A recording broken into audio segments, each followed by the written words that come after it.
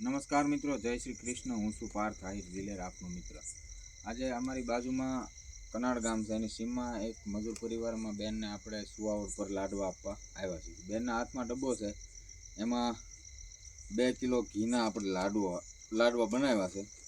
તો 2 કિલો ઘી, પછી 250 ગ્રામ કાજુ, 250 ગ્રામ બદામ, 250 ગ્રામ દ્રાક્ષ, 250 ગ્રામ ટોપરું અને 250 ગ્રામ ગુંદર અને 1.5 કિલો ગોળ અને ઘઉંનો લોટ આપણા તરફથી હોય છે. આપણે એમાં ક્યારેય પૈસા લેતા નથી.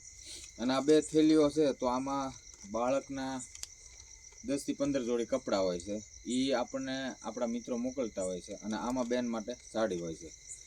તો આ બધો આપ સૌના સંયોગથી આવા પરિવારનું આપણે મિત્રો કામ કરતા હોઈએ છીએ. અને અમે આપને બીજું તો શું કહીએ, પણ એટલું જરૂર કહીએ કે જો આપને અમારું કામ ગમતું હોય, સારું લાગતું હોય ને આવા વધુ પરિવારો સુધી અમે પહોંચે તો અમારા વિડીયોને લાઈક, શેર અને કોમેન્ટ કરજો. અને વધુ લોકો સુધી પહોંચાડશો તો અમે આવા પરિવારોને મદદ કરી શકશું, એમ કે લાડવા આપણે આપી શકશું. હવે ઘરમાં સ્થિતિ જુઓ ને તો આ અત્યારે હું તમને કહું કે કેટલાના લાડવા થયા છે, કે આ લાડવા 2840 રૂપિયાના થયા છે. તો 2840 રૂપિયાની 2840 રૂપિયાના લાડવા બનાવવાની સ્થિતિ બહુ ઓછા પરિવારોની હોય છે, કારણ કે આ બહાર ગામથી અહીંયા મજૂરી કરવા આવતા હોય છે, માંડ એનું પેટીયું રળતા હોય છે. પરંતુ આપણે મિત્રોના સંયોગથી આવા બહેનોનું કામ કરતા હોઈએ છીએ.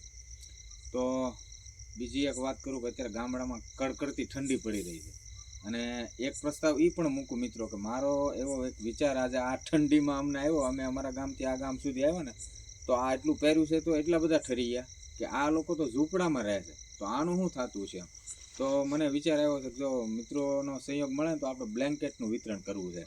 તો આ વિષય પર પણ તમે તમારી ટિપ્પણી કરીને મત રજૂ કરજો મિત્રો, બરાબર? તો ખૂબ ખૂબ આભાર. અને આ લાડવા આપણા મિત્રએ આપ્યા છે, ફેસબુક મિત્ર છે, અને ઘણા બધા મિત્રો આપણને મદદ કરતા હોય છે. અને આપ સૌના મદદથી આપણે આવા લોકો સુધી પહોંચતા હોઈએ છીએ. બેન, તમારું માન સન્માન જાળવીને બાપા અમારા બેન હોય ને એ ભાવથી આ લાડવા તમને પહોંચાડ્યા છે. અમે તમારા ઉપર કોઈ ઉપકાર નથી કરતા, કોઈ મોટો એહસાન નથી કરતા. ભગવાનની એક પ્રસાદી છે, અને આપણે સૌ એક પિતાના સંતાનો છે. એ ભાવથી અમે આ કામ કરતા હોઈએ ને આમાં અમારું કાંઈ નથી બેન. અમારું શું કે અમે આ વસ્તુ લાવીને ઘેરે વાળીને બનાવીને અહીં તમારા સુધી પહોંચાડીએ, બસ આ અમારું કામ છે. કે આપણે ઓલા કેમ આદિ ભાષામાં કહીએ ટપાલીનું કામ, કે આ સંદેશો ટપાલી કેમ ઘેરે દેવા આવે, અમે આ ભગવાનના વાણતર છે કે અમને તમારા સમાચાર મળે ને મિત્રો અમને મદદ કરતા હોય, અમે બનાવીને તમારા સુધી પહોંચાડીએ. અને તમારા દીકરાને ભગવાન ખૂબ તંદુરસ્ત રાખે, તમને તંદુરસ્ત રાખે, અને એને ભણાવજો, કારણ કે તમારી ઘોડે આવી મજૂરી કરે ને એવી સ્થિતિ પેદા ન કરતા, બરોબર? અને અમે ઘણી જગ્યાએ જઈને તો એને કહેતા હોય કે બાપા તમે ખોટું ન લગાડતા બેન, કે તમે સંતાનોને જન્મ આપતા થોડોક વિચાર કરજો, કે બેન પછી આપણી સ્થિતિ ન હોય એ બાળકને ભણાવવા ગણાવવાની કે એને સારું એક જીવન આપવાની સ્થિતિ ન હોય, તો આપણે પછી એક પાપ કરી રહ્યા છીએ બેન.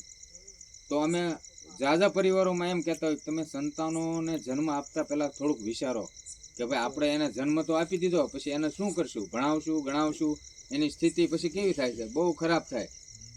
તો એવું પણ ખ્યાલમાં રાખવું. હું તમને નથી કહેતો બેન, પણ આમાં આ માધ્યમથી કહેતા હોય છે કે ભાઈ તમે આ થોડોક વિચાર કરો કે એવી પરિસ્થિતિ નિર્માણ થાય કે હા આપણે 2 સંતાનોનું જિંદગીભર એનું ભરણ પોષણ કરી શકીએ, એને લગ્ન કરાવી શકીએ, એને ભણાવી શકીએ, એક સારી પોસ્ટ ઉપર બેસાડી શકીએ. તો એ પ્રમાણે બાળકોને પણ આપણે જન્મ આપવો જોઈએ, નહીંતર પાપના અધિકારી આપણે થાય, એ બાળક દુઃખી થાય, ગેરમાર્ગે દોરાય, ન કરવાના કામ કરે. તો આવી બધી અમારી એક દેશી સમજણ છે ભાઈ. બીજું તો શું કહીએ, અમે કોઈ મોટા કથાકારો નથી, કોઈ જ્ઞાની નથી, પણ આમને જેવું સમજણમાં આવે. અને ઘણીવાર અમારા મિત્રો ફેસબુકમાંથી કહેતા હોય દિલાભાઈ તમે લાડવા આપવા જાઓ તો એ લોકોને કહેજો કે તમારી સ્થિતિ હોય ને એ પ્રમાણે તમે બાળકોને જન્મ આપજો, ખોટા આ જગતમાં લાવીને એને હેરાન પરેશાન ન કરતા એમ. તો મિત્રો તમારો સંદેશો હું હર ઘર સુધી જ્યાં સુધી જાશ લાડવા લઈને બધાને આ સંદેશો પહોંચાડતો રહીશ, બરોબર? જય શ્રી કૃષ્ણ, ખૂબ ખૂબ ધન્યવાદ, આભાર.